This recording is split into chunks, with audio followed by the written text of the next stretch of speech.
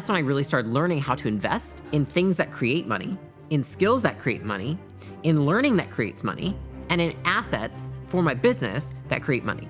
The next limiting belief people have is thinking that they should buy liabilities instead of assets, maybe just not even knowing the difference. You were programmed to consume, not to build things, and that's why a lot of people stay broke. Okay, Robert Kiyosaki, he wrote Rich Dad Poor Dad, one of the first books I read on money. He put it very simply. He said, the rich buy assets, the middle class buys liabilities thinking they are assets. Wealth is actually fairly simple. There are two categories, assets, liabilities.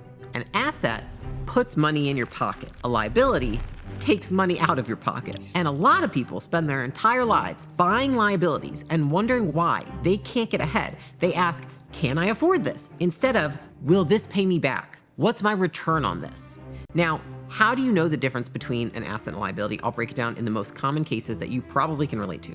Your car, liability, okay? Loses value immediately, has insurance, which is bullshit, gas, maintenance, it happens to it all the time. Your house you live in, liability. I know this is very controversial, but it's true. You have a mortgage, property tax, insurance, repairs, it doesn't generate income. The next one, a course that teaches you a skill, asset. Now, how does that an asset? Because it pays you back through increased income because you've invested in your skills. A rental property, an asset. It generates monthly income. A designer handbag, sadly a liability, okay? Loses value over time, doesn't generate any income. Equipment for your business, that is an asset if it helps you generate more revenue. It's a liability if you don't use it and just sits there.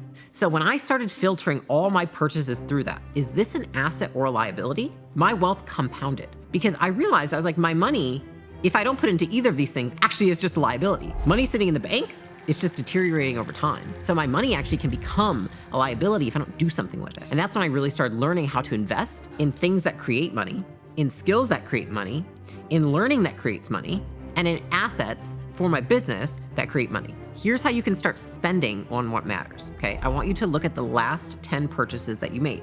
And then next to each one, simply write asset or liability and be honest with yourself. And then all I want you to do is just commit the next time that you buy something to just ask yourself, is this a liability or an asset? Does it put money in my pocket eventually? Or does it take money out of my pocket?